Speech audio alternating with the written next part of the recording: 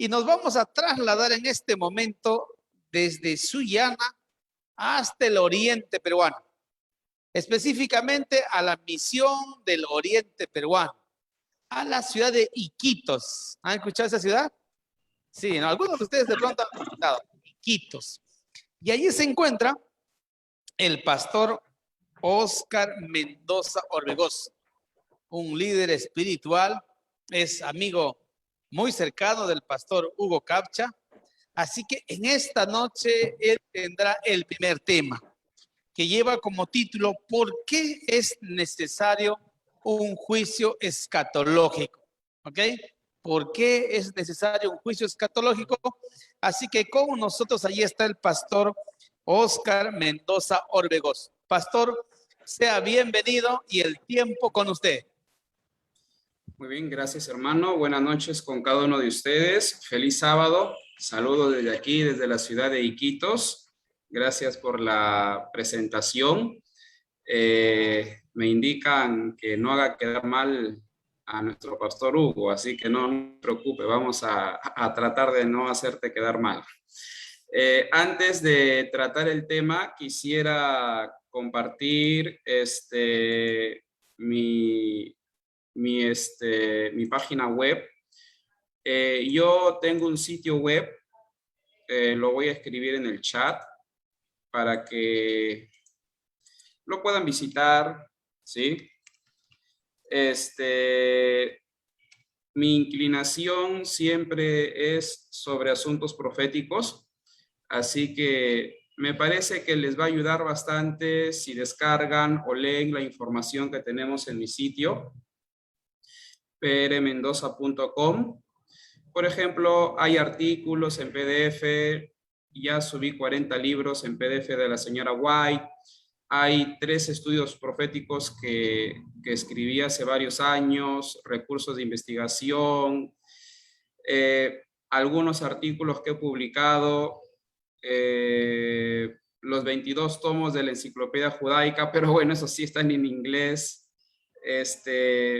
libros, comentarios acerca del libro de Apocalipsis, etcétera, etcétera, etcétera, ¿ya? Así que creo que les va a ayudar bastante. Ahí también van a encontrar mi blog, donde publico, ¿no? Cada cosa que se me viene a la cabeza, lo que el Espíritu Santo me ilumina, y lo escribo, todas las entradas en mi blog es de mi autoría, ¿no? Por eso es que es mi blog, así que les va a ayudar mucho.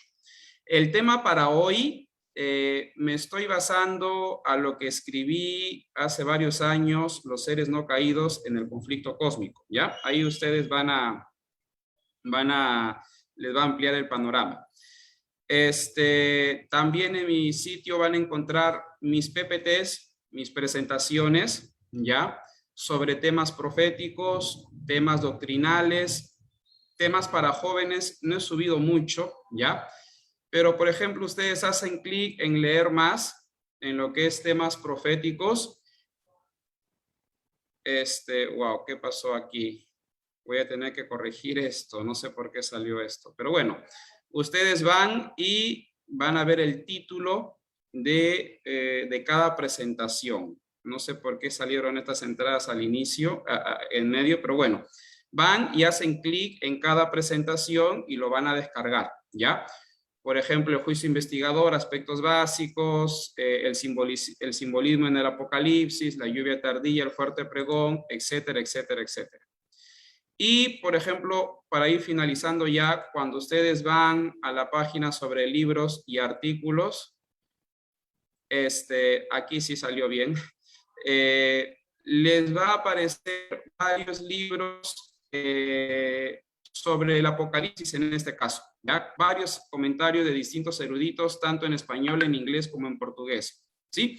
Les va a ayudar mucho, sinceramente, así que les animo, por favor, para que puedan visitar mi sitio con el fin de que lleguen a enriquecerse más, ¿ya? Bueno, comencemos entonces con el tema de esta noche.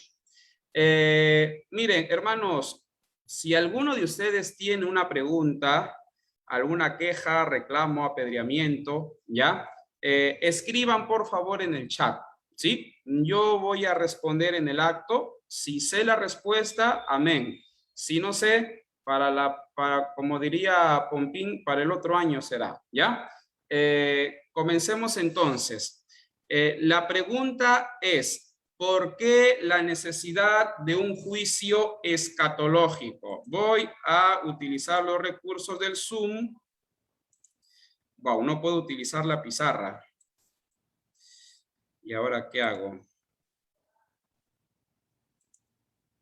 Bueno. Bueno, voy a tener que utilizar las manos. Présteme, por favor, mucha atención, ¿ya? Comencemos. ¿Qué entendemos por escatología? La escatología es la ciencia del estudio de los eventos finales, ¿sí? Escatón, logos, es el estudio de los eventos finales. La escatología bíblica es el que estudia el tiempo del fin, ¿ya? La primera pregunta en esta noche para ustedes es la siguiente. ¿Cuándo inició el tiempo del fin? A ver, ¿quién podría responder? Pregunta nivel básico para un adventista del séptimo día. ¿Alguien puede escribir en el chat, hablar? ¿Cuándo comenzó el tiempo del fin? ¿En qué año? La cosa que a partir de este año comienza el tiempo del fin y por lo tanto la escatología, ¿ya? Desde una perspectiva adventista, por supuesto, que es bíblica.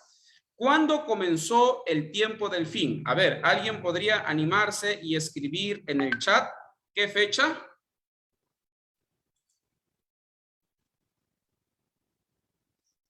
¿Todavía no se animan? Ok, les doy el año entonces. 1798 después de Cristo, ¿ya? 1798 después de Cristo. En ese año inició el tiempo del fin. Por lo tanto, todas las profecías que se han cumplido desde 1798, las que se están cumpliendo y las que se van a cumplir, tienen que ver con escatología, tienen que ver con el tiempo del fin, ¿ya? Por lo tanto, cuando nosotros hablamos de juicio escatológico, nos referimos al juicio del tiempo del fin, ¿ya? ¿Me dejo entender? ¿Sí? Por favor, yo voy a querer que cuando presten atención, pongan su like, levanten la mano, digan algo, ¿ya? Manifiesten que sí se entiende, ¿sí? Ok, gracias. Entonces, fíjense, ¿cuándo inició el juicio escatológico? Vamos a comenzar, ya que no puedo utilizar la pizarra, voy a utilizar el chat, ¿ya? Voy a utilizar el chat. ¿Cuándo inició el juicio escatológico? Miren en el chat, 1840.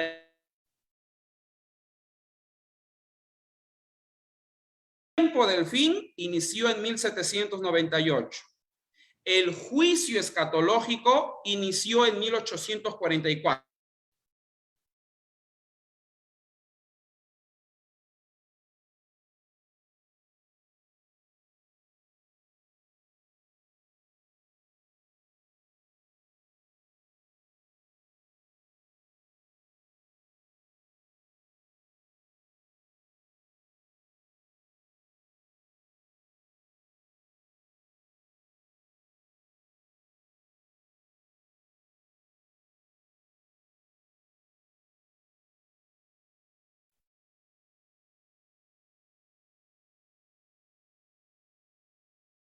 ¿Me había botado el internet?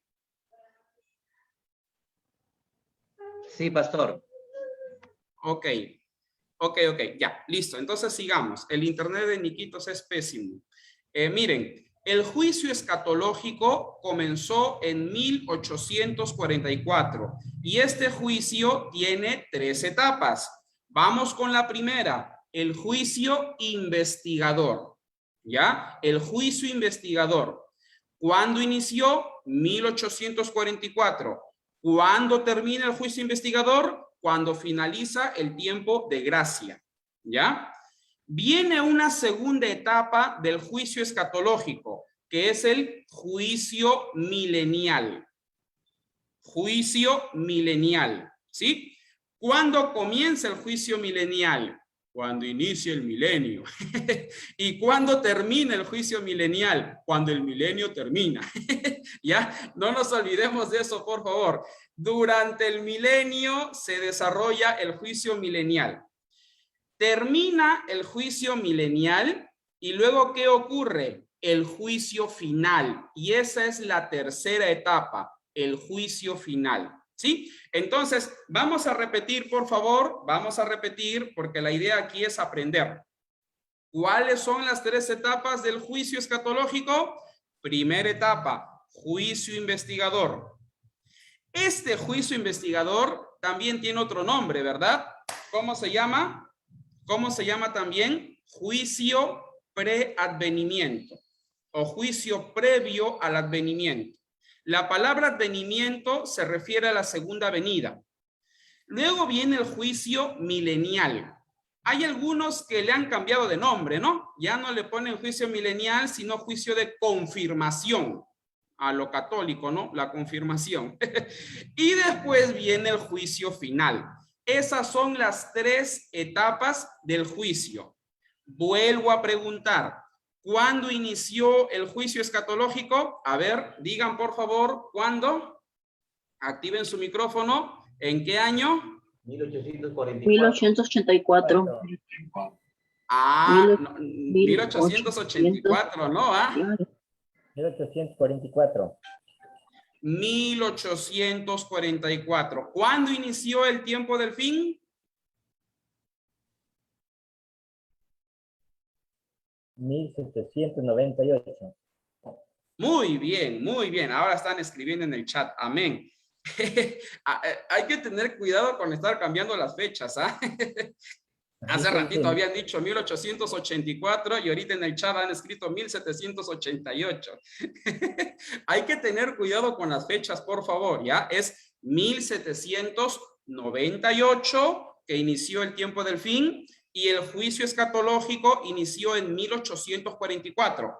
Vamos a repetir porque veo aquí algunos adultos del Antiguo Testamento, siempre es bueno repetir, ¿no? Las tres etapas del juicio: juicio investigador, juicio milenial, juicio final, ¿ya? Porque recordar es volver a vivir. Ahora sí, viene una pregunta, ¿no? La pregunta del tema en esta noche.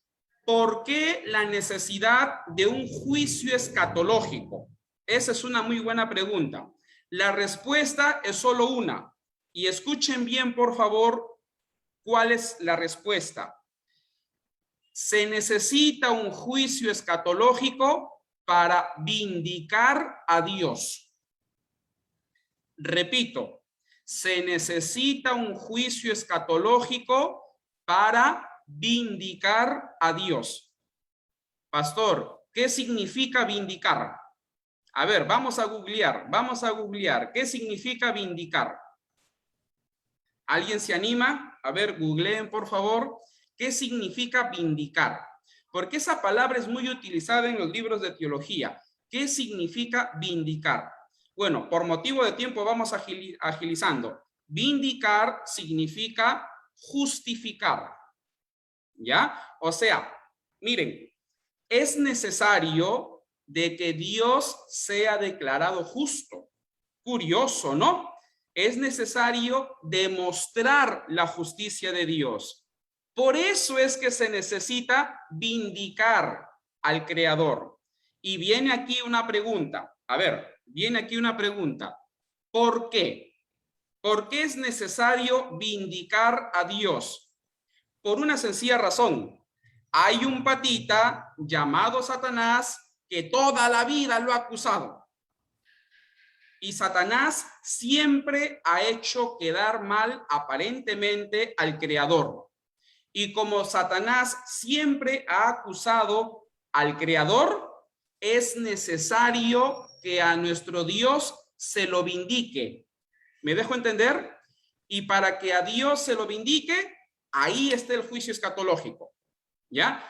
Hasta aquí, ¿todo claro? ¿Sí? ¿Se entiende bien? A ver, su pulgar arriba, por favor, o su dislike. ¿Sí? Ok. Vamos a la Biblia. Vamos ahora sí a ampliar más el panorama y responder a la pregunta ¿por qué se necesita de un juicio investigador? Vamos a Job, capítulo 1, versículo 6 hasta el 12. A ver, vamos a Job 1, del 6 al 12. Y yo les voy a pedir que leamos con detenimiento estos textos, porque habla de muchas cosas, sinceramente. Vamos a leer, escuchemos. Un día vinieron a presentarse delante de Jehová los hijos de Dios. Antes de seguir, estos hijos de Dios del verso 6, ¿quiénes son? Quiero interactuar con ustedes, Los otros representantes de los otros mundos. Muy bien, hermana Doris. La hermana Doris está iluminada hoy día. Vamos a saludar a Mira cómo Doris. se porta mal con mi mamá. Están penando, están penando. Hay algunos espíritus que están penando en esta noche. Ok. Muy bien, hermana Doris. Correcto. Los hijos de Dios de este texto, por si acaso, de este texto son los seres no caídos, que incluyen los seres que están en otros mundos y los ángeles que no pecaron. ¿Me dejo entender? Entonces, ellos son, ¿ya? Los seres no caídos. Muy bien, hermana Doris. Sigamos con la lectura, el verso 6. Entre los cuales vino también Satanás. Y dijo Jehová a Satanás, ¿de dónde vienes? Respondiendo Satanás a Jehová, dijo, de rodear la tierra y de andar por ella. Y Jehová dijo a Satanás, ¿no has considerado a mi siervo Job, que no hay otro como él en la tierra, varón perfecto y recto, temeroso de Dios y apartado del mal? 9. Respondiendo Satanás a Jehová dijo, ¿acaso teme Job a Dios de balde? ¿No le ha cercado alrededor de él y a su casa y a todo lo que tiene? Al trabajo de sus manos has dado bendición. Por tanto, sus bienes han aumentado sobre la tierra. Pero extiende tu mano y toca todo lo que tiene, y verás si no blasfema contra ti en tu misma presencia. Y fíjense el verso 12. Dijo Jehová a Satanás, he aquí, todo lo que tiene está en tu mano, solamente no pongas tu mano sobre él. Y salió Satanás de delante de Jehová. A ver, queridos hermanos, reflexionemos en esta noche. ¿Ya? Si alguien desea acotar, hable. Reflexionemos. Satanás se va al cielo. Recordemos que Satanás solo tenía acceso al cielo hasta la muerte de Jesús. Por eso es que nosotros vemos aquí que Satanás se fue al cielo. ¿Quiénes debieron haber ido al cielo? Adán y Eva, representando a la humanidad. Pero tristemente, como Adán y Eva pecaron, ese principado le cedieron ¿a quién? A Satanás. De todos modos, Satanás se manda para arriba porque se va y ahí se cola, ¿no? Se cuela ahí, caramba, aquí me meto, porque estaban los representantes de los diferentes mundos ahí en el cielo, y comienza Satanás a conversar con Dios. Y le dice, y Dios le dice, ¿no has considerado a mi siervo Job? Y fíjense la respuesta de Satanás. Señor, por si acaso, Job es convenido. Job no es justo. Tú lo bendices. Ahora, aquí les quiero lanzar una pregunta. Con esa respuesta de Satanás, ¿a quién estaba acusando en realidad? ¿A Dios o a Job? ¿Quién era su centro de Satanás? A Dios. Dios. O sea, Job simplemente era una carnada, por si acaso, En realidad, el objetivo de Satanás, ¿cuál era? Acusar ¿a quién? A Dios. Miren, vamos todos al chat, por favor, porque hay dos palabritas que necesitamos sí o sí grabarnos. Primera palabrita, justicia. Segunda palabrita, amor. Aquí les lanzo una pregunta más. ¿Es fácil ser justo y amoroso o misericordioso al mismo tiempo? A ver, levanten la mano los papás, los padres. Levanten la mano los que son padres. Reaccionen los que son padres. Ahí está nuestro hermano Carlos, el hermano Juan. Ahí están levantando. Los que no son padres, levanten la mano. ¿Y qué esperan para tener? Ok. Fíjense, yo tampoco tengo todavía, y ya soy casado, pero bueno, fíjense, queridos hermanos, ¿será fácil o difícil ser justo y misericordioso al mismo tiempo? A ver, los que son padres, ¿será fácil o será difícil? Porque, ojo, escuchen bien, por favor. ¿Qué significa la justicia? En que se le da a cada uno lo que le corresponde. ¿Qué entendemos por misericordia? Se le da a alguien algo que no merece. La pregunta es, ¿será fácil ser justo y misericordioso al mismo tiempo? No, difícil, ¿verdad? ¿Saben quién es el único que sí es justo y misericordioso siempre? Nuestro Dios. ¿Ya? Nuestro Dios. Y aquí les lanzo otra pregunta. Vamos a reflexionar, vamos a seguir reflexionando. A ver, les pregunto, a ver, ¿quién responde correctamente? Cuando Satanás en Job capítulo 1 conversa con Dios y se enfoca en acusar a Dios, ¿en qué lo estaba acusando? ¿Estaba criticando la justicia de Dios o su misericordia? Repito, hablamos de justicia en darle a cada uno lo que le corresponde, lo que merece. Y hablamos de misericordia en darle a alguien lo que no merece. La pregunta es, en Job capítulo 1, del 6 al 12, ¿Satanás estaba criticando la justicia de Dios o la misericordia de Dios? ¿Qué dicen ustedes? La justicia. ¿Por qué, querida hermana? A ver, sustente su respuesta. Porque Job, bueno, a diferencia de otras personas aquí en la tierra, actuaba con justicia y Dios veía ese amor, ese carisma por él y le daba lo que le correspondía. Ok, está cerca la hermana, está cerca. A ver, hermanos, a ver, anímense por favor en el chat. Acá estamos para dialogar, por eso estamos ahorita reflexionando. ¿Satanás comenzó a criticar la justicia o la misericordia de Dios? Muy bien, vamos agilizando.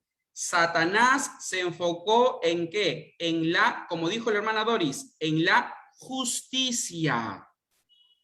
Escuchen bien, por favor. Satanás se enfocó en la justicia. Les explico por qué. Miren, pregunto yo, ¿Job era justo? ¿Sí o no? Sí. Sí. Y si era justo y recibía las bendiciones de Dios, ¿Dios lo estaba bendiciendo de manera justa? ¿Sí o no?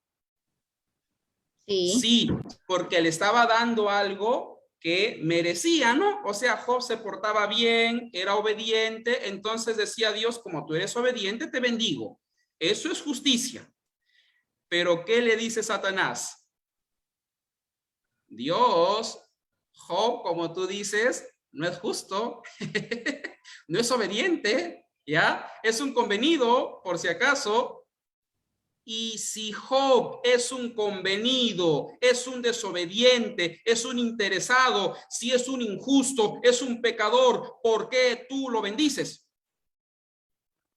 Por la misericordia, pues por la misericordia que Dios tiene para los demás, ¿no? Como el caso de Job, como era un hermano bueno, era un hombre justo, pero si en algo actuaba mal, entonces tuvo misericordia de él. Ahora, Ser un hombre ¿Dios lo especial. bendecía por misericordia a Job? ¿O porque Job también era fiel y obediente? Ah, está bueno el diálogo, Pero ¿no? es que no era Hermano. perfecto, pues, no era perfecto. Ah, eso sí, era un ser humano como nosotros, ¿ya? Era un ser humano con sus inclinaciones al mal como nosotros. Eso sí es verdad, ¿ya? Al ver Pero que era era obediente, bueno, tenía era, misericordia. era obediente, era un fiel, ¿ya? Era una persona correcta, ¿sí? Entonces, para Satanás, ¿qué pasaba? Para Satanás, Job era desobediente y un convenido. Por lo tanto, Job no merecía las bendiciones divinas. ¿En qué estaba criticando a Dios? En su justicia. Dicho de otro modo, Satanás le estaba diciendo, Diosito, por favor, déjate de cosas, pues. No bendigas a Job. Él es un convenido, él es un pecador. ¿Dónde está tu justicia? Aquí Satanás se estaba enfocando en quiénes. ¿En quién? ¿En qué? En la justicia de Dios. Y aquí viene una pregunta, ¿no? ¿Cómo demostrar si Job realmente era justo? ¿Cómo demostrarlo? Y aquí viene la prueba, ¿no? Dios, ¿qué le dijo a Satanás? Satanás, Job está en tus manos. Haz lo que quieras con él, pero no le quites la vida. Y quiero hacer un breve paréntesis, queridos hermanos. Este paréntesis es muy importante, grábenselo, por favor.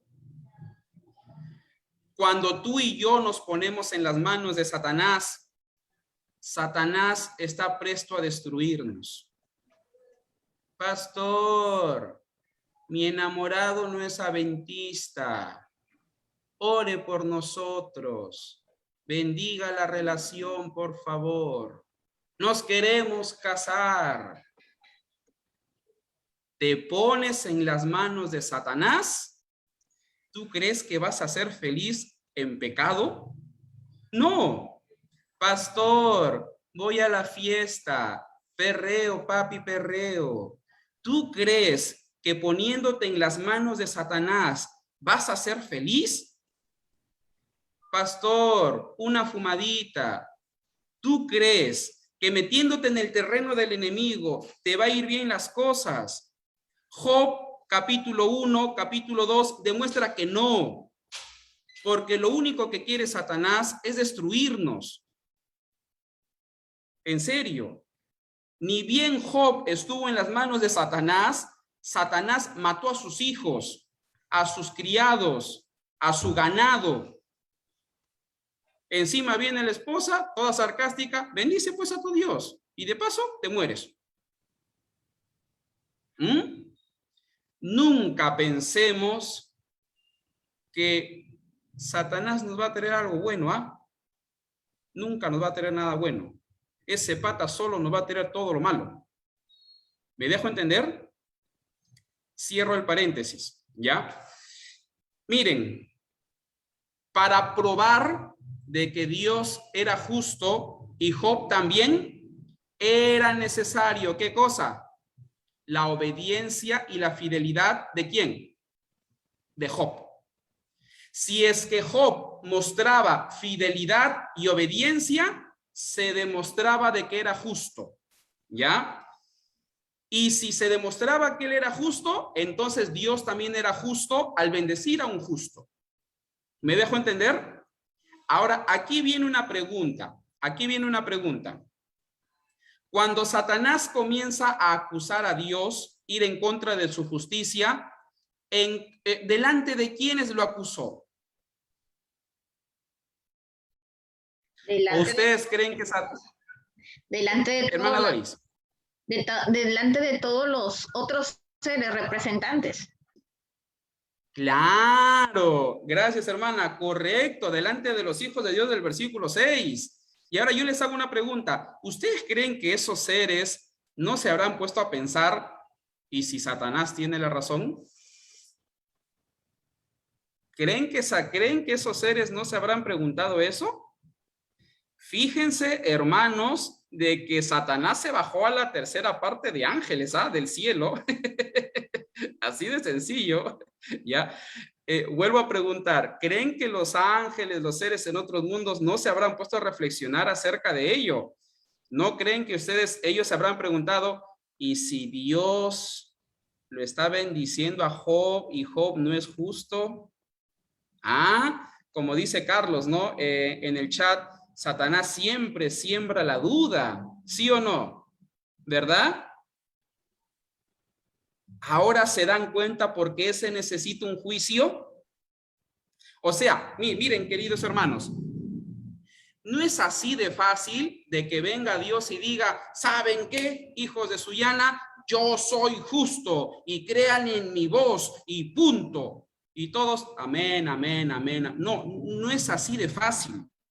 Satanás acusó a Dios, lo hizo quedar mal. La tercera parte de ángeles bajaron con él. Por lo tanto, Dios está siendo acusado. Y como Dios está siendo acusado, sobre todo en su justicia y en su misericordia, es necesario que haya un proceso judicial. ¿Me dejo entender? Para que cuando termine este juicio escatológico, todo el universo diga, caramba, Dios sí es justo y Satanás es un reverendo mentiroso. ¿Me dejo entender? ¿Sí? ¿Se entiende bien? ¿Hasta aquí alguna pregunta? ¿Todo claro? Ok, vamos a una última parte para ir ya terminando. Miren, ¿por qué desde 1844 participamos del juicio investigador? Escuchen bien, por favor, lo que les voy a decir, porque lo que voy a hablar es muy importante. Grábense bien, por favor, lo que voy a decir. Nosotros estamos participando de un juicio investigador, sí, pero ojo, no es que se nos está investigando y definiendo quién se salva, quién se pierde. Esa es una herejía. ¿Saben por qué juicio investigador? Ahora viene otra preguntita, ¿no? Ahorita se me vino otra pregunta a la mente. ¿Hay necesidad de que Dios nos investigue? ¿Qué dicen ustedes? Ojo, repito la pregunta. ¿Hay necesidad de que Dios nos investigue? No, Dios con su inmenso poder, Él sabe todo nuestras vidas, desde desde el vientre de nuestra madre, ¿no? Él lo sabe todo. Correcto, hermana Rosa, respuesta correcta. Dios no necesita investigarnos, hermanos. Él sabe todo. Es más, hasta los cabellos que tienes, Él sabe. Lo que tú estás pensando ahorita, Él sabe. Él sabe todo. La pregunta es, entonces, ¿por qué investigador? ¿Saben por qué investigador? Por los seres que están en otros mundos, por los seres no caídos. Ellos no son omnisapientes y ellos necesitan, ¿qué cosa? Confirmar, ¿ya? Tienen que confirmar por qué Dios nos va a llevar al cielo. ¿Me dejo entender? O sea, es juicio investigador no por nosotros, sino por ellos, los seres no caídos. Ellos necesitan mirarnos, chequearnos, saber cómo nos portamos y cómo Dios nos está salvando. ¿Sí? ¿Me dejo entender? Entonces, en este juicio investigador, escuchen bien, por favor, escuchen bien. En este juicio investigador se presenta información ¿a quiénes? A los seres no caídos. ¿Ya? Ellos tienen que asegurarse sobre la justicia de Dios y la justicia también nuestra. La información va para ellos en este juicio investigador. Cuando vayamos al cielo por 1000 años, la información ya no se va a dar a los seres de otros mundos. ¿Saben a quiénes se nos va a dar? A nosotros. A nosotros. Vamos a la Biblia, 1 Corintios capítulo 6, verso 2. Primera de Corintios, capítulo 6, verso 2. ¿Alguien podría leer? ¿Es el 2 o es el 4? Sí, es el 2. ¿Alguien puede leer?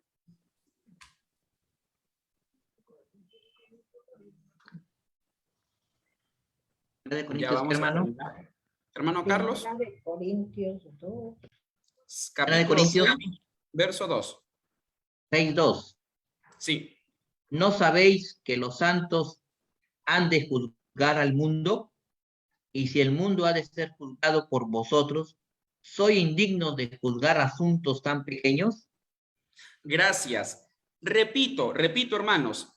En el juicio investigador se trata de responder las preguntas de los seres no caídos. Por eso es que es investigador, es para ellos, ¿ya? En el juicio investigador. Pero cuando nosotros vayamos al cielo, en el milenio, las respuestas ahora se nos va a dar ¿a quiénes? A nosotros. Por eso es que aquí Pablo en Corintios que dice, nosotros juzgaremos ¿a quiénes? A Satanás, a los demonios y a los impíos. La pregunta es, ¿cuándo? En los 1000 años. Muy bien, hermana Doris, en los 1000 años. O sea que en el milenio ahora a nosotros se nos va a dar las respuestas, ¿ya? O sea, vamos desde el inicio. En el juicio investigador, a los seres no caídos se les da las respuestas. Ellos tienen que verificar de que Dios es justo, nosotros también, y que vamos a ir al cielo, ¿ya? Ellos tienen que certificar eso. Eso es en el juicio investigador. Pero cuando nosotros vayamos al cielo, en el milenio, ahora a nosotros se nos va a responder esas preguntas. En el milenio, por ejemplo, vamos a estar, Diosito, ¿y por qué el pastor Oscar no está aquí con nosotros? Si es pastor, ¿por qué? ¿Y por qué la hermana Rosa sí está con nosotros? A ver, ¿por qué? ¿Por qué?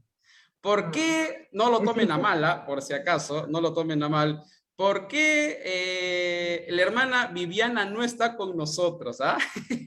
¿Por qué la hermana Ruth tampoco está? A ver, ¿por qué la hermana Dori sí está? ¿Por qué el pastor Capcha sí está? ¿Ah? ¿Por qué? En el cielo. En el juicio investigador, a los seres no caídos se le dio la información. Ahora nosotros, en el milenio, se nos dará la información y nosotros vamos a corroborar de que Dios sí fue justo. Porque en el juicio milenial, ¿qué cosa? Se nos abrirá los libros, ¿ya? ¿Cuántos libros hay en el cielo? A ver, ¿quién sabe? Esa es pregunta a nivel básico. 2. 2, muy bien. ¿Cuáles son esos 2 libros? El libro de la vida y el libro de las memorias. ¿Ya? El libro de las memorias y el libro de la vida. En el libro de la vida se escribe todos aquellos que han permanecido con la justicia de Cristo y que fueron bautizados. En el libro de las memorias se escribe nuestras acciones buenas y nuestras acciones malas. Entonces, cuando nosotros estemos en el milenio, en el cielo, vamos a decir, ¿y por qué el pastor Oscar no está? Y el Señor, ¿qué va a decir? Abramos los libros. Check, check. Entonces dirán, ya entendemos. Su esposa le pegaba, pisadito era, y él también le pegaba a ella.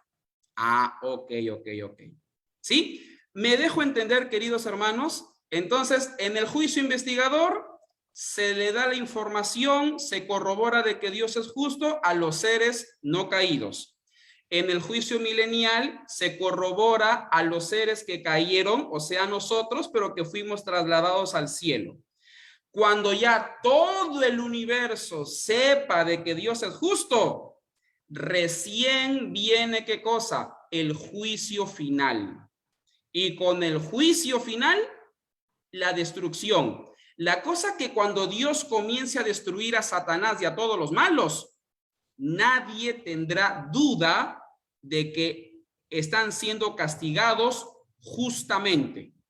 ¿Por qué? Porque en el juicio investigador se le demostró a los seres no caídos y en el juicio milenial a nosotros. La cosa que cuando se dé el juicio final, todo el mundo dirá, Dios es justo, porque lo hemos corroborado. ¿Ya? Finish con el tema. Entonces, ¿por qué es necesario que haya un juicio? Porque se necesita vindicar ¿a quién? A nuestro Dios. Pero para vindicar a nuestro Dios se necesita pruebas. Los libros en el cielo son pruebas fehacientes, pero también los seres que están en otros mundos están chequeando todo y se necesita ver si realmente Dios ha hecho todo lo posible para salvarnos y que también ha permanecido con su justicia, ¿ya? Eso se va a demostrar en el juicio investigador, se está demostrando en el juicio milenial, para que cuando venga el juicio final, Dios erradique el mal y todos los seres santos digamos, caramba, hemos visto la justicia de Dios y realmente Él es justo. ¿Ya?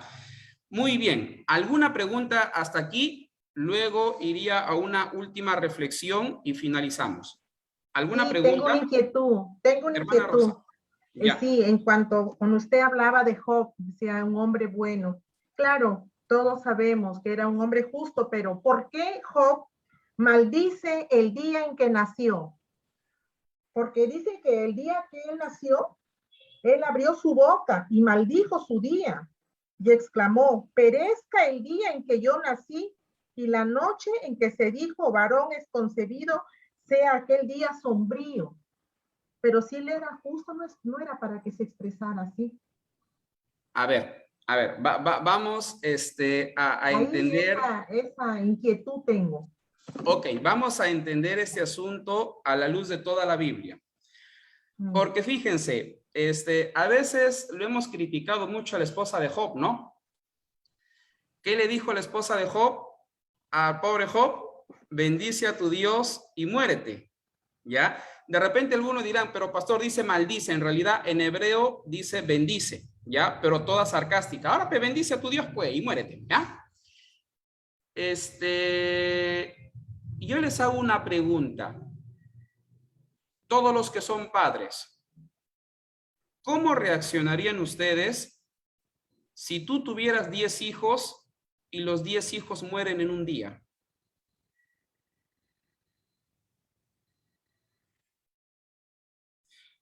Yo creo que hay que comprender a la esposa de Job.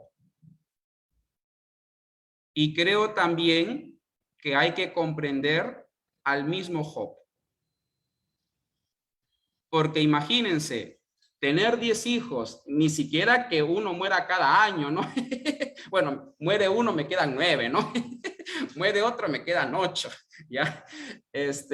Los 10 murieron y en un día, ¿sí? Ahora, hay que entender otra cosita más. Cuando la Biblia habla de que una persona es justa, recuerden de que está hablando de personas justas con la naturaleza pecaminosa. Cuando nosotros nos bautizamos, seguimos con la naturaleza pecaminosa. Y el tener esa naturaleza pecaminosa no nos libra, el bautizarse no nos libra pues que no nos vamos a sentir triste, de que en algún momento de repente lleguemos a renegar. No, nada que ver. Simplemente Job, en esa situación tan crítica de haberlo perdido prácticamente todo, él dice, pucha, ya no doy más, ya no debí nacer, ¿ya? O sea, me parece que es una reacción natural de una persona y de una persona justa. A ver, les voy a dar un ejemplito, ¿ah? Les voy a dar otro ejemplito. Los 144,000. Elena de White señala en el Gran Conflicto de que los 144,000, según Apocalipsis 14, del 1 al 5, son perfectos, no tienen mancha en sus lenguas, no se contaminaron con mujeres, son recontra perfectos, santos, ¿ya? Pero Elena de White señala que los 144,000 experimentarán la angustia de Jacob. ¿Y en qué consiste esa angustia de Jacob? de que los 144,000 comenzarán a ponerse tristes y se preguntarán, ¿nuestros nombres siguen escritos en el libro de la vida?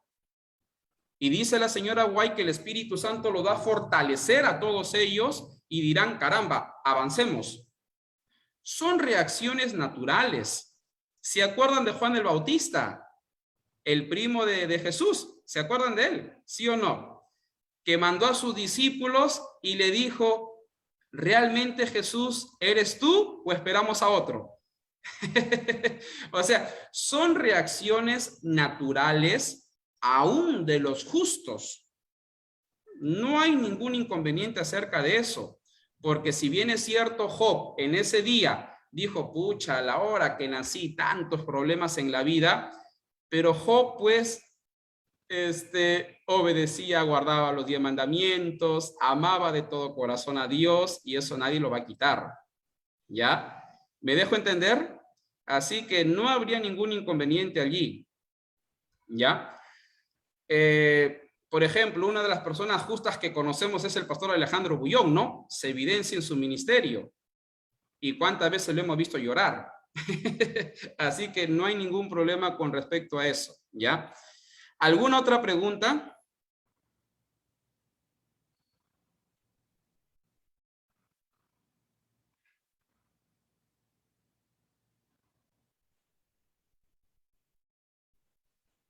Ok, si no hay ninguna pregunta, Pastor Oscar. quiero... Sí. Ya, sí me escucha, no se Sí. vaya a ir todavía, por favor. Ah, ok. Sí, acá hay una pregunta, pastor, por favor. Ok. Pastor, buenas noches. Quería hacerle una pregunta. Usted cuando inició el tema nos dio una fecha de 1798. ¿Cómo saber esa fecha exacta que usted comentó que empezaba el tiempo del fin? Ok. Gracias, hermana. Es un asunto muy extenso, pero les voy dando algunas pinceladas, ¿ya? Cuando nosotros vamos al libro de Daniel, porque en el libro de Daniel se menciona en varias oportunidades tiempo del fin, tiempo del fin, tiempo del fin, sobre todo en Daniel capítulo 12, ¿ya? En Daniel capítulo 12. A ver, vamos a Daniel capítulo 12.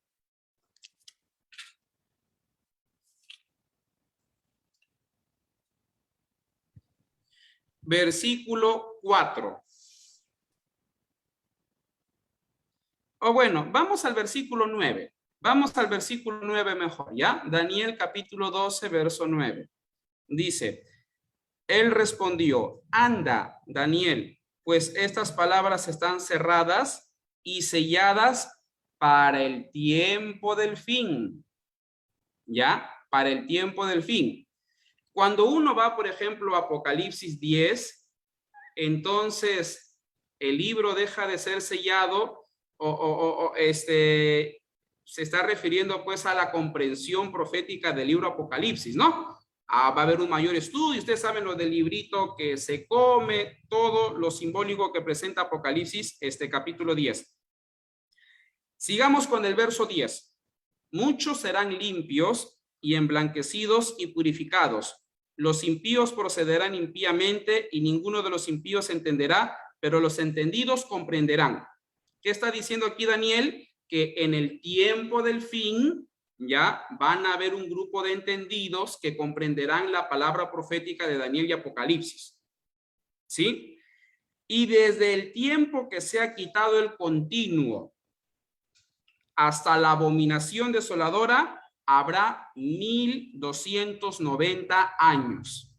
Aquí el texto ya da a entender de que antes del tiempo del fin, ya habrá ¿qué cosa? La abominación desoladora. Cuando nosotros leemos Daniel capítulo 8, que se menciona también a la abominación desoladora entre los versículos 11 y 13, la abominación desoladora se refiere a todas las atrocidades que hizo el papado durante la Edad Media, ¿ya?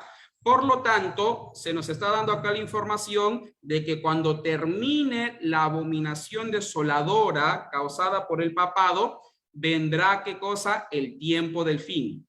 Y aquí está dando una profecía de tiempo. En el verso 12, 1290 años.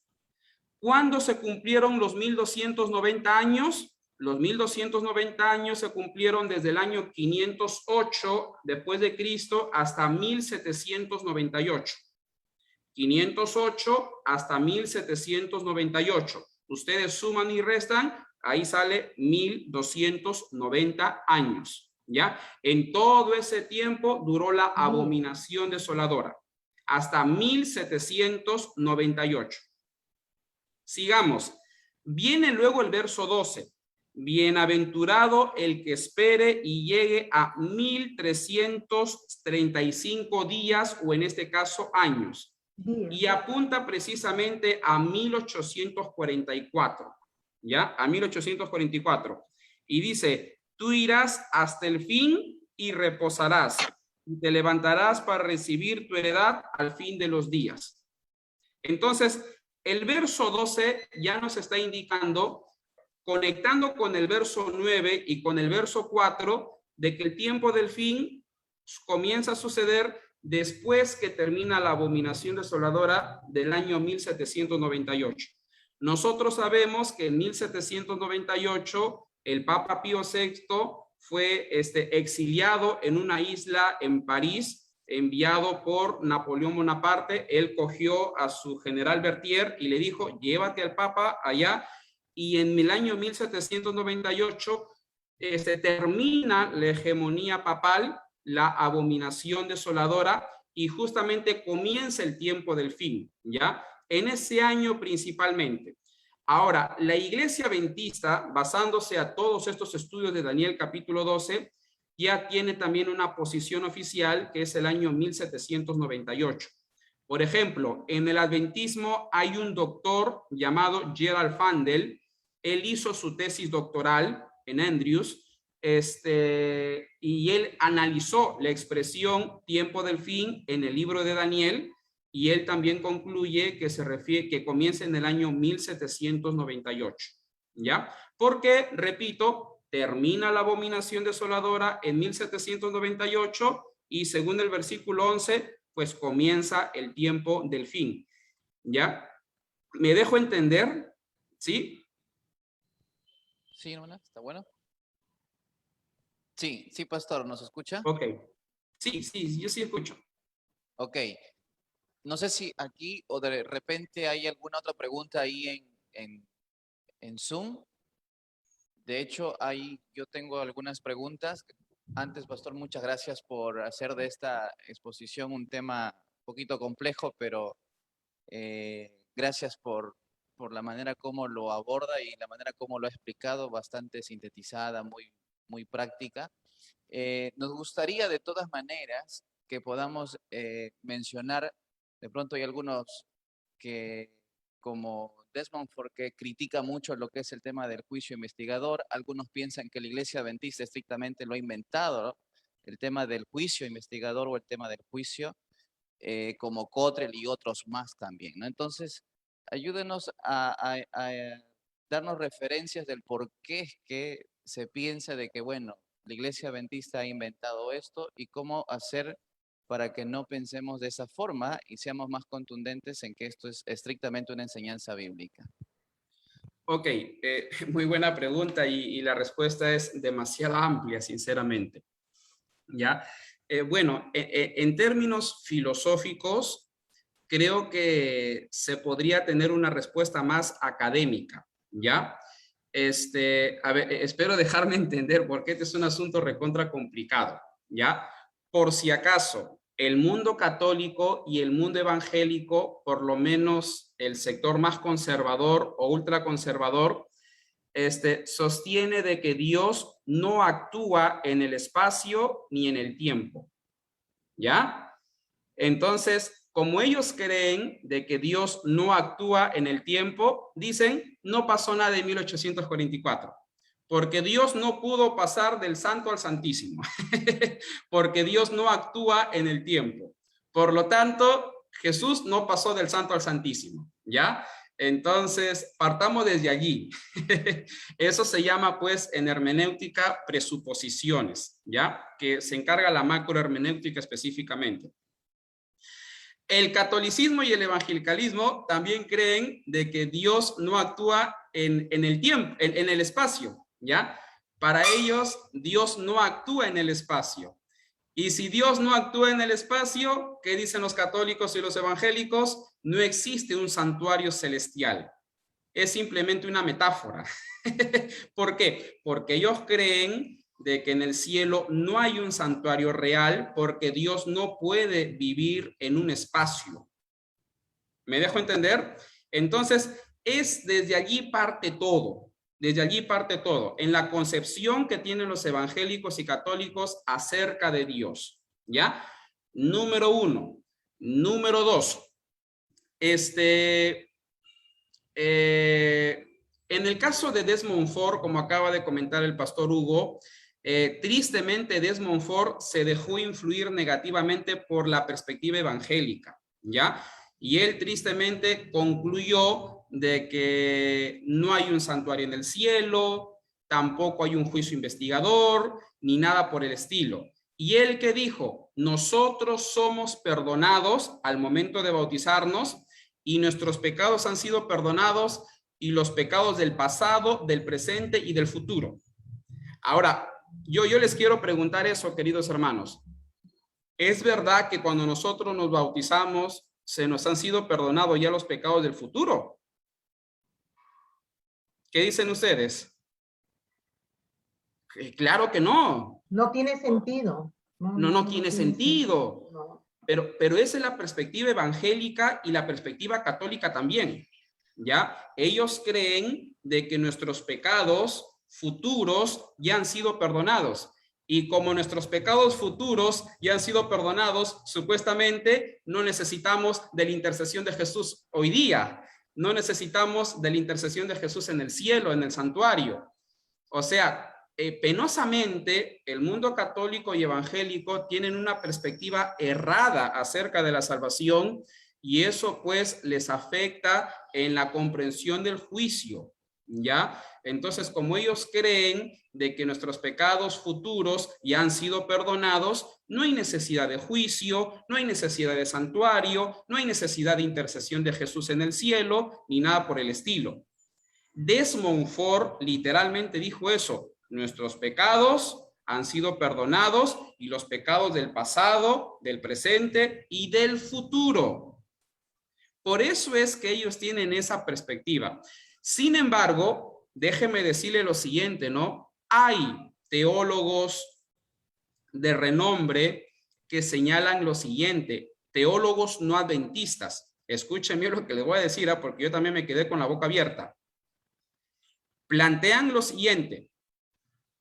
Si Jesús cuando venga por segunda vez, ¿vendrá únicamente a sentenciar? ¿Sí o no?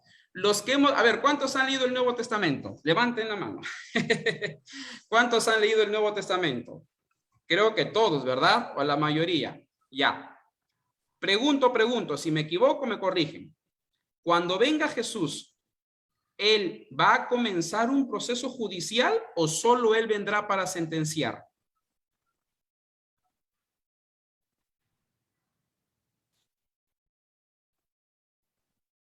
Sentenciar. Muy bien, hermano Carlos, para sentenciar. La pregunta es obvia, ¿no? Si Jesús va a venir por segunda vez solo para sentenciar, se supone, dicen varios teólogos no adventistas, que el proceso judicial inició antes. La pregunta ¿cuál es? ¿Cuándo? 1844. No solo eso, les doy un dato más. La Iglesia Católica sí cree en un juicio previo a la segunda venida. Curioso, la Iglesia Católica sí cree en un juicio previo a la segunda venida, sino que los católicos creen de que ese juicio previo a la segunda venida se da en el purgatorio. Este es el problema. O sea, según los católicos, las almitas, como ellos lo entienden, ahorita están participando de un juicio previo al advenimiento, pero en el purgatorio. Ya cuando venga Jesús, ya pues Vamos a ver si se van al paraíso, ¿no? Entonces, la Iglesia Católica sí cree en un juicio previo al advenimiento, pero ellos creen de que ese juicio previo al advenimiento se desarrolla con los muertos. En el caso de los adventistas, basándonos a la Biblia, creemos que se ejecuta con los vivos, ¿ya? Obviamente en el caso de los muertos, para ver quién se salva, quién se pierde, pero solo de los muertos, ¿ya? Pero principalmente se enfoca en nosotros los vivos, ¿ya? Entonces, tengamos mucho cuidado, por favor, con la teología del mundo evangélico y católico, ¿ya? Ellos tienen una perspectiva errada acerca de la salvación. El juicio investigador es una doctrina pendular y única en el adventismo. Y les voy a ser sincero, nuestra iglesia, nuestros eruditos han venido estudiando hasta exegéticamente muchos textos bíblicos y se sigue estudiando y llegamos siempre a la misma conclusión, ¿no? Hubo un juicio iniciado en 1844 para salvación en el caso de los vivos y es donde Jesús en el santuario celestial intercede por nosotros, ¿ya?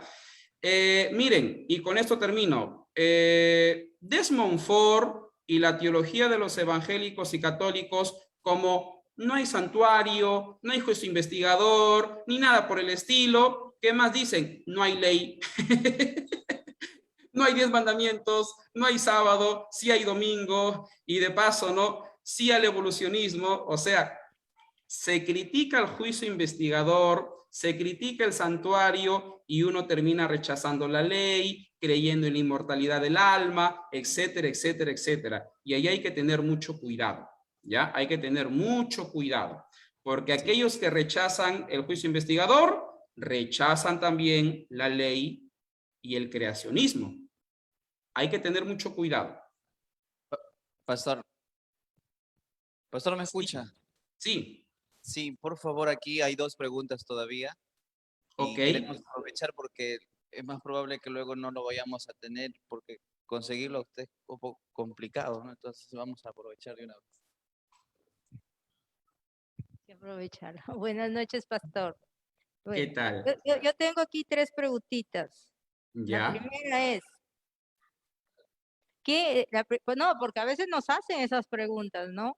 Entonces, ¿quién intercedía anteriormente por el ser humano, por los antiguos, o sea? Porque si desde 1844 Jesús entra a interceder, o sea, a ser el abogado intercesor en el santuario, ¿quién intercedía antes? Esa es la primera. ¿Está en cámara? Ah, no. La segunda, Sácale. Kenny. Ya están durmiendo algunos, están ahí penando. Ya, la segunda. ya. La segunda, hay un versículo en la Biblia donde habla de que el que abriría el sello para entender la profecía solo era el león de Judá. En Apocalipsis, o sea, Jesús, ¿no? Que es el león de Judá. Que él era el único que podía abrir el sello. Y la tercera es donde dice en Daniel 12:12, bienaventurado el que espere y llegue a 1335 días. ¿Dónde empieza y dónde se cumplen estos 1335 días? O sea, hablando... Ok. Ya, creo que sí entendí las preguntas. A ver, vamos a la primera, pastor, si me olvido, me hace recordar. La primera es, ¿qué hacía Jesús antes de 1844? La respuesta es, intercedía. Cuando uno, por ejemplo, va a primera de Juan, capítulo 2, versículo 1, Juan, ¿qué dijo? Hijitos míos, eso lo dijo en el primer siglo, después que Jesús subió al cielo. ¿Qué dijo Juan? Hijitos míos, si alguno ha pecado, abogado tenemos, a Jesucristo el justo. ¿Ya? Entonces Jesús, antes de 1844, ¿qué función cumplía? La función de intercesión. ¿Ya? Esa función, ¿quién la tenía en el santuario terrenal? La tenía el sacerdote. Recuerden que en el diario, en el servicio diario, eso se puede evidenciar en Levítico capítulo 4, ¿ya? aunque se puede leer desde el capítulo 1 también, era el sacerdote el que intercedía por los judíos todos los días, ¿ya? Ellos se dedicaban únicamente a ¿qué? A interceder, nada más, ¿ya? ¿Cuándo es que se adiciona el elemento del juicio? Era en el día de expiación, que se desarrollaba el día 10 del séptimo mes, el 10 de Tishri. Entonces venía el sumo sacerdote y ya cumplía una función adicional. ¿Qué cosa? La de juzgar, ¿ya? El día de expiación era el día del juicio y en ese día el sumo sacerdote hacía una serie de ritos desde tempranito a favor de él, de su familia y del pueblo, y se purificaba al pueblo y se purificaba el santuario, ¿ya? Viendo lo que es la tipología, Jesucristo desde el año 31 cuando ascendió al cielo hasta el año 1844 él intercedía, pero desde el año 1844 cumpliendo lo que pasaba en el día de expiación se añade una función más, la del juicio, ¿ya? Entonces desde el año 31 hasta 1844 Jesús intercedía.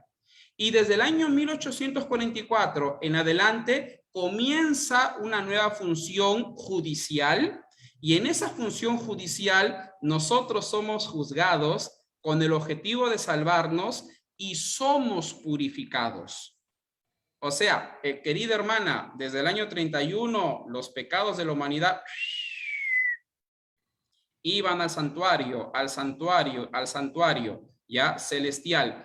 Pero desde 1844 los pecados han comenzado a ser eliminados y es por eso que nosotros llegamos a ser purificados.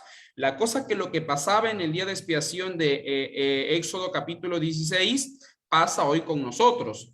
En el día de expiación de Éxodo 16 los pecados de los judíos eran eliminados, ¿ya? Y se iban a su casa como si nunca hubieran pecado. Eso mismo que pasaba allí pasa hoy con nosotros.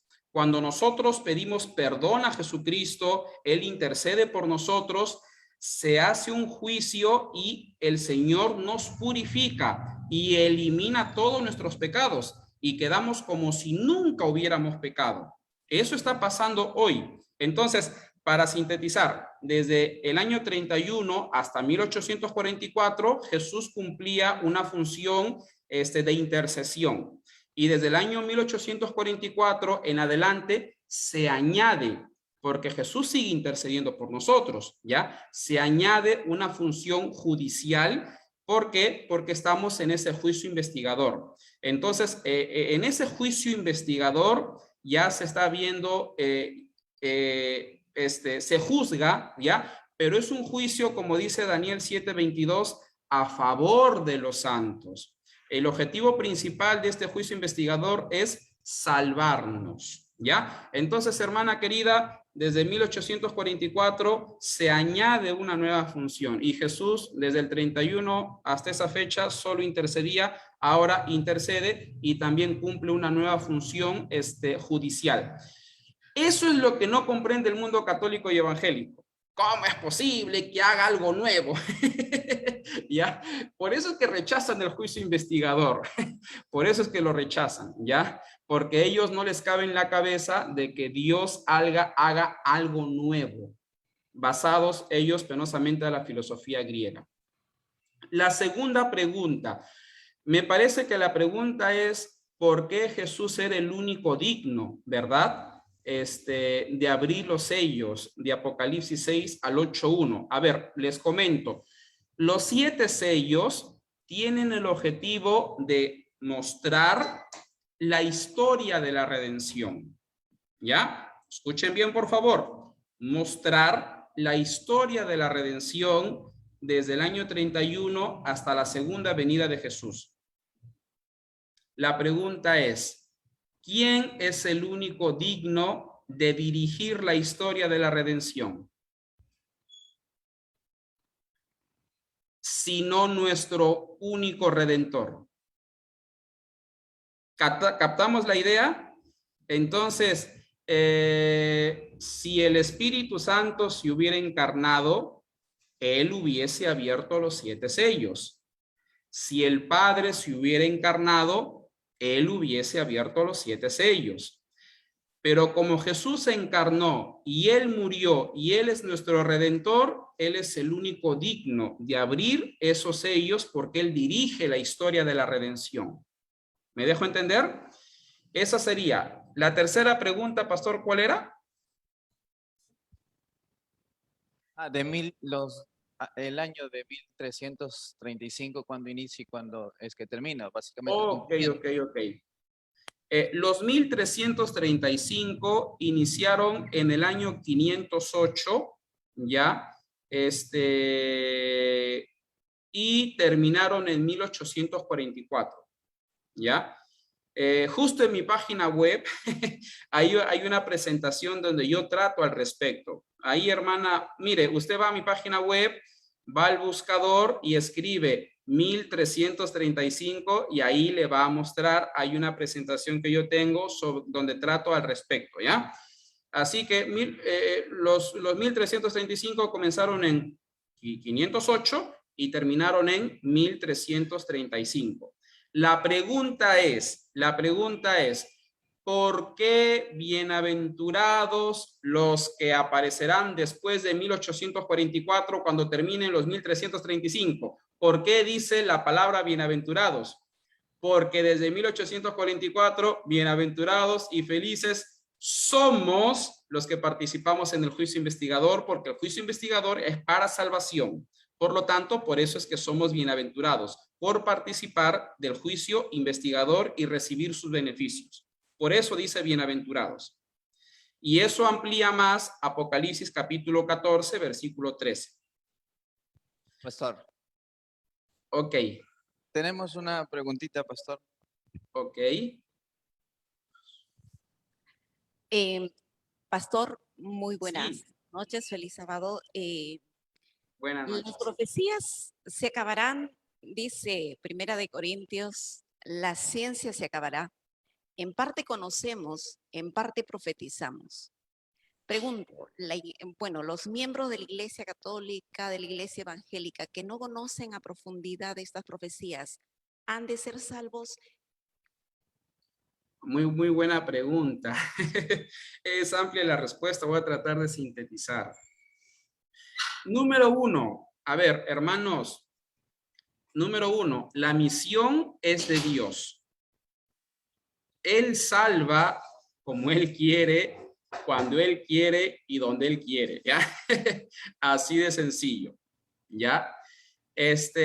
Por ejemplo, la Biblia nos registra varios personajes que sin la necesidad de la iglesia o de algún feligrés recibía alguna visión o algún sueño, Dios le mandaba. Un ejemplo clarito, Cornelio. ¿Se acuerdan? Hechos capítulo 10. Un ratito, pastor, porque no se le está escuchando. Ok. No creo que sea mi internet, porque yo los estoy viendo acá moviéndose.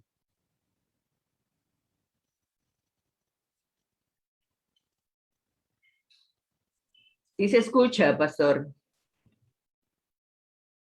Ok, pero creo que ahí en el templo no me están escuchando. Pero acá sí lo escuchaba. Ok.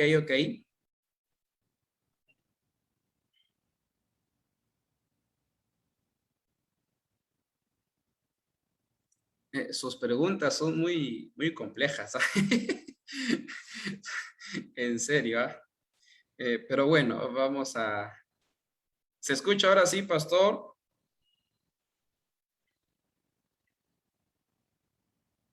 ¿Se escucha? Sí, pastor, sí se escucha. Ya, pastor Hugo, ¿se escucha?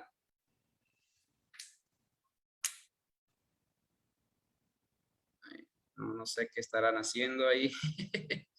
Lo que pasa que nosotros sí le escuchamos. Creo que en la iglesia, Ajá. no lo sé. Parece que están con el audio apagado. Sí, eso noto. Vamos a esperar ya unos segundos. Pero que se ve que tienen inquietud de preguntar algo. No, y está bien, está bien.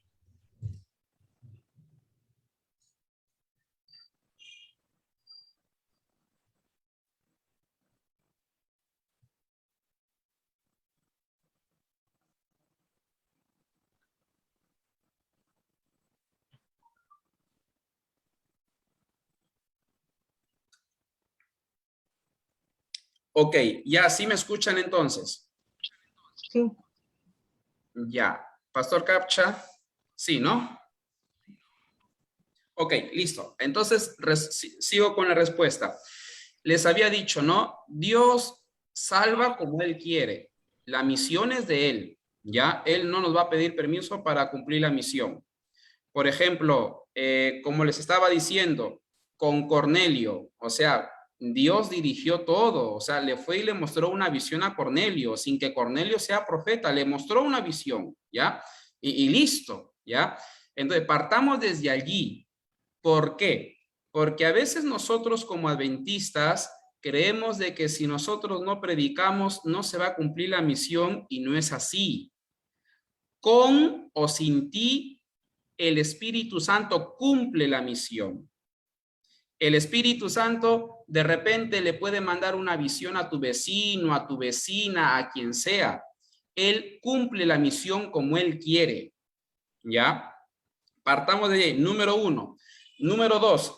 Recordemos que Dios juzga a los seres humanos de acuerdo al conocimiento que tenemos. Por ejemplo, ¿cómo Dios juzgará a los incas? A Maquella, a Mayuya, ¿qué más? Amazúa.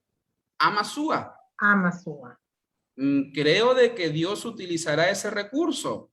Ellos no conocían de los 10 mandamientos, no conocían de Jesucristo, por lo tanto el Señor los juzgará de acuerdo a su conocimiento. ¿Ya? Es más, el doctor Ángel Manuel Rodríguez, justo tuvimos un simposio en el año 2009 en Brasil, y en su ponencia dijo algo maravilloso, a mí me dejó con la boca abierta, ¿ya? Y aquí creo que va a ir a la respuesta de nuestra hermana que preguntó, escuchen bien, cuando venga Jesucristo, va a llevar a personas que posiblemente nunca escucharon la palabra Jesús. Y esas personas, cuando resuciten en la segunda venida, van a decir, así lo pinta el doctor Rodríguez, ¿ya? Van a decir, pero, ¿qué está pasando acá? ¿Qué está pasando acá? Y Jesús le dirá, ven, ¿quién eres tú? Mi nombre es Jesús. Vamos al cielo, pero no sé quién eres tú. Tenemos toda la eternidad para conocernos, ¿ya? Entonces, queridos hermanos, el Señor ya ve a quienes salva. Son los criterios de Dios, Él ya verá, ¿ya? Así que, si los católicos, por ejemplo, se les va, por ejemplo, si tu vecino es católico, tú vas y le predicas y te chotea, la tranca. Pero si tu vecino que es católico, nunca le predicas, nadie le predica, tú no le predicas, tú choteado, y es posible que Dios lo salve, de acuerdo a lo que él conocía. ¿Me dejo entender? Siempre y cuando pues el católico obedezca de acuerdo a la moral que tiene, ¿ya? Porque si es un inmoral, así nunca haya conocido de Jesús, lo dudo, reinicia el pecado en el cielo. Así que Dios ve ya qué hace en cuanto a quienes Él salva, ¿ya? Así de sencillo. Muy bien, esa sería la respuesta. Gracias, pastor. En el chat, por favor, Ya. Ok, existen 2 libros que, exacto, sí, hermana María, yo también pensaba eso. Cuando yo era estudiante de teología, yo también creía de que eran 3 libros, ¿ya? Hasta que alguien nos desafió y nos dijo, muéstranos con la Biblia el libro de la muerte, ¿no? En realidad son solo 2 libros, ¿ya? El libro de la vida y el libro de las memorias, ¿ya? Pastor, si mi nombre, si mi nombre está en el libro de la vida, ¿me puedo perder? Sí, el nombre se puede perder, ¿ya? O sea, el nombre se puede borrar. Moisés lo dijo, bórrame del libro, le dijo, ¿se acuerdan Moisés? Sí se puede borrar, ¿ya? y ya la condena es automática. Pero sí, son 2 libros, ¿ya? Son 2 libros. Pastor, tal vez para ir cerrando esta parte, de todas maneras, una pregunta que en algunos momentos ha venido persistiendo por ciertas paradigmas, ciertas costumbres o presuposiciones que venimos trayendo dicho sea de paso, como evangélico o como católico. A veces hay la idea de que hay que esforzarnos necesariamente para que podamos ser más aceptos ante Dios, o que Él pueda de repente mirarnos mejor, pero si no hacemos esto, si no nos esforzamos, entonces Él no nos mira de repente con mucho agrado. Entonces, el tema de la justificación por la fe y el juicio, tal vez detállenos un poquito y explíquenos en lo que le estoy abordando. Bueno, para comenzar, queridos hermanos, a ver, ¿cómo les podría decir? Vamos a la Biblia, ¿ya? Porque la pregunta del pastor Capcha creo que sí o sí debemos abrir Apocalipsis capítulo 14. Vamos todos a Apocalipsis 14.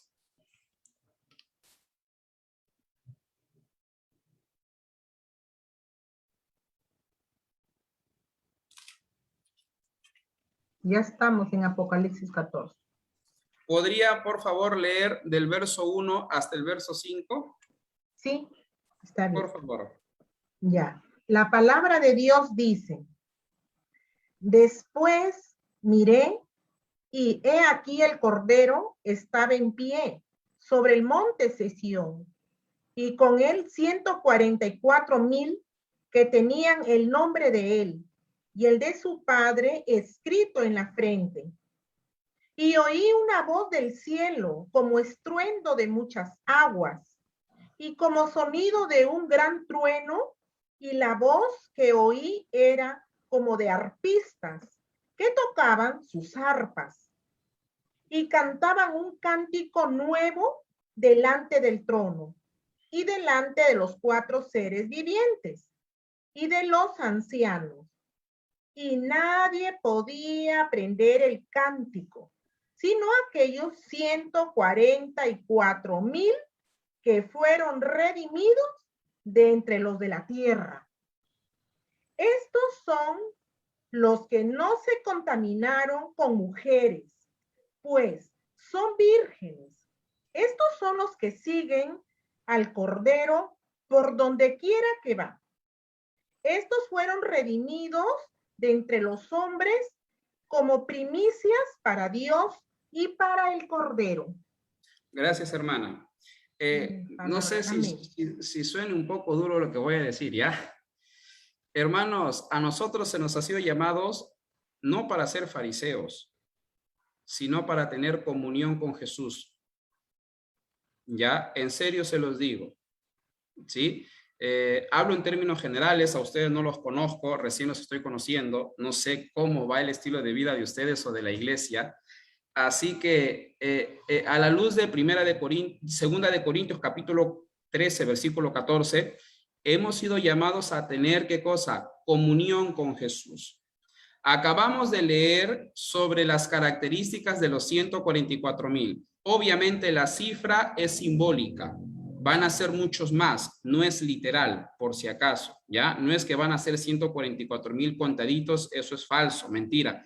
Es una cifra simbólica, ¿ya? Pero fíjense las características. ¿Qué dice? ¿Qué dice el verso 4?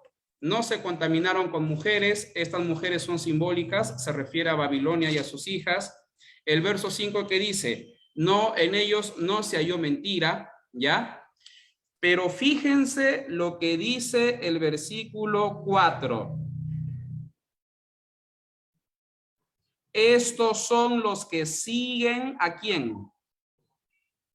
Al Cordero, a donde quiera que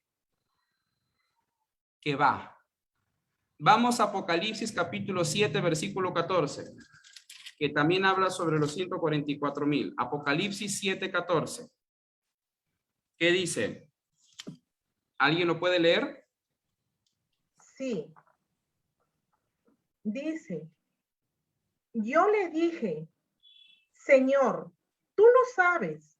Y él me dijo, estos son los que han salido de la gran tribulación y han lavado sus ropas y las han emblanquecido en la sangre del Cordero. Ahí Por está. esto, Hasta ahí nomás, hasta el versículo 14, solo el versículo 14. amén. Pregunto yo, ¿vemos aquí en los 144,000 a fariseos o perfeccionistas? Hermanos queridos, escuchen bien lo que les voy a decir. Si tú o yo llegamos al cielo, únicamente será por la gracia de Dios. Porque la Biblia inclusive, ¿qué dice? Que nuestras buenas obras son como, a ver, les escucho, son como trapos de inmundicia. Ay, pastor, yo diezmo.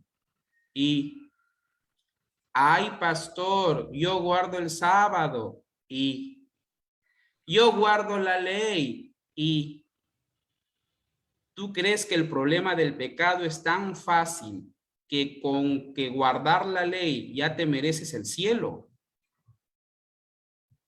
O si no, Jesús no hubiera venido, pues. ¿Se entiende bien? Y ojo, pestaña, y no se olviden de mis cejas. Ojo, pestaña y ceja. Cuando venga Jesús, si llegamos a ir al cielo, será solamente por su gracia. Porque no escuchen bien, suena fuerte, dramático, pero nosotros no merecemos nada.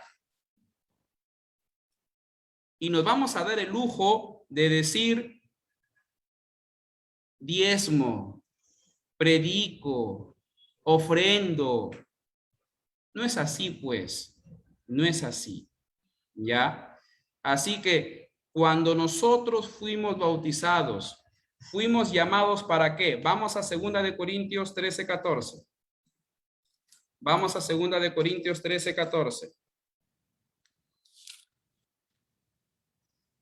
Yo venía para predicar 40 minutos, pero creo que me están haciendo participar de toda la vigilia. 2 de Corintios 13:14. ¿Qué dice? La gracia del Señor Jesucristo.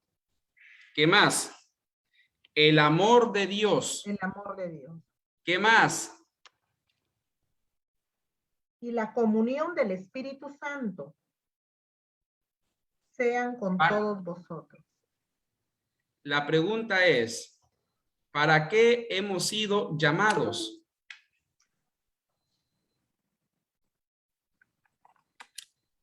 Un segundo. Ahora sí, estaba fallando mi cámara.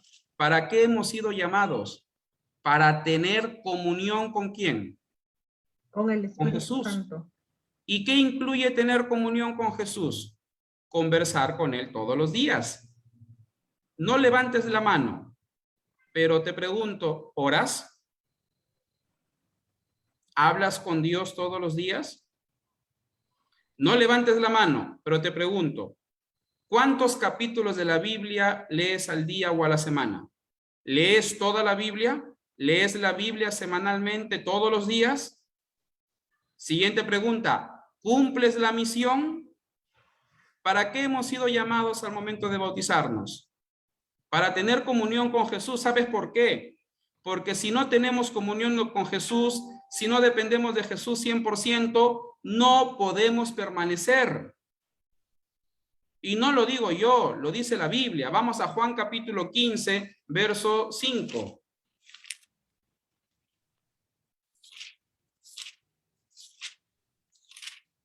¿Alguien lo puede leer?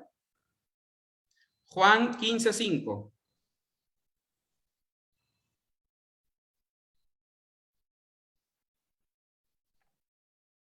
Palabra de Dios dice, yo soy la vid, vosotros los pámpanos. El que permanece en mí y yo en él, este lleva mucho fruto, porque separados de mí, nada podéis hacer. ¿Qué dice la palabra? A ver, repitamos lo último. Separados de mí. ¿Qué dice? Nada podéis hacer. ¿Y saben cuál es lo simpático de todo esto? Es que si tú te portas bien, es por la obra del Espíritu Santo. O sea que ni tu obediencia es producto de ti mismo. Es por la obra del Espíritu. Y nos votamos, ¿no? Nos votamos. Vamos a otro texto, Filipenses 4:13.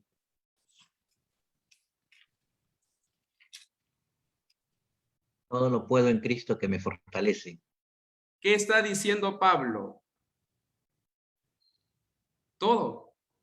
Pregunto yo, ¿Pablo era una persona perfecta, consagrada al Señor, justa, obediente? Sí, claro. Él va a estar en el cielo con Jesús por siempre. Bueno, durante el milenio, ¿no? ¿Y a qué? Y aquí Pablo dice, ¿gracias a qué? Él llegó a ser obediente. Solamente a Jesús. Así que, queridos hermanos, en serio se los digo con mucho cariño, con mucho amor, nunca nos votemos, no seamos orgullosos. Tu salvación, mi salvación, depende de ¿quién? De Dios. Y la clave para el éxito de la vida cristiana no está ¿en qué? En el fariseísmo. Está en que nosotros dependamos de Jesús 100%. ¿Me dejo entender? Por ejemplo, pastor, soy soltero. Ora a Jesús. ¿Ya? Pastor, voy a tomar una decisión. Ora. Lee la Biblia. Consulta al Señor. Pastor, quiero trabajar. Ora. Lee la Biblia. Para todo depende de Jesús. ¿Ya? La salvación viene de Él. Así que nunca nos votemos, por favor. ¿Ya? Y no se olviden, repito, hasta nuestras obras buenas son como trapos de inmundicia. Muy bien, pastor. Muchas Medio gracias. triste y complicado. Sí, ¿me están escuchando, hermanos? ¿Me oyen? Sí se escucha. Sí, pastor. Ok. Sí, pastor. Sí se escucha. Pastor Oscar, muchísimas gracias, de verdad. Gracias. Discúlpenos por haber abusado de la confianza. No te preocupes. Nomás para confesarles, ¿no? Yo converso con el pastor Oscar. Sí, no se preocupen que eso yo les voy a proporcionar, ¿ya? Yo lo conocí al pastor en la facultad cuando todavía recién estaba ingresando. Él ya pertenecía en la suite, tiene muchos artículos en la revista teológica y es una persona que es bastante referente en el ámbito académico.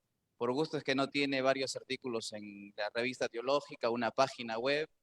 Y la verdad que hemos tenido el privilegio de escucharlo, de poder reconfortarnos un poquito en este tema del tema del juicio. Y de verdad que, Pastor Oscar, muchas gracias. Estamos muy contentos de haberlo escuchado, de haberlo tenido y que Dios siga bendiciendo su ministerio. Y con toda seguridad de aquí lo vamos a seguir invitando en algunas otras ocasiones. Pastor, un segundito, por favor. Me faltaba la reflexión de 1 minuto por el juicio. Al toque, ya termino. Al toque. Sí, pastor. ¿Cómo no? Hermanos queridos, nosotros estamos participando de este juicio investigador. ¿Ya? Nosotros estamos participando. Los seres celestiales nos están viendo.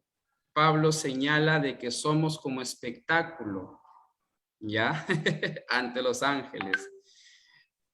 Hermanos queridos, dependamos del Espíritu Santo 100% y seamos como Job, ¿ya? Seamos como Job.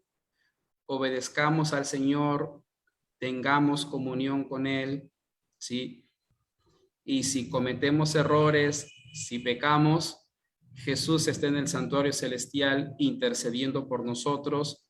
Él nos perdonará y nuestros pecados serán eliminados. Y diariamente pidamos al Espíritu Santo que nos ayude a hacer siempre su voluntad, para que cuando Jesucristo venga por segunda vez, vayamos con Él al cielo. Que Dios les bendiga. Fue un gusto conocerlos. Cuídense mucho. Hasta la próxima. Pastor, Cuídense bastante. muchas gracias por su participación. Dios quiera que venga en otra oportunidad, exponga Amén. otro tema. Amén. Muchas gracias. Dios les bendiga. Cuídense, ¿ya? Un abrazo. Bendiciones. Voy a dormir, ¿ya? Ustedes sigan ahí en su vigilia. No, mentira. Una broma. Muy Cuídense, bien. ¿ya? Bye, bye. Muchas gracias, pastor. ¿No? Podemos gestionar en algún momento su pasaje, ida y vuelta, y lo traemos también, ¿no? Para que pueda Amén, dar todo amén. un seminario. Muchas gracias, muchas gracias.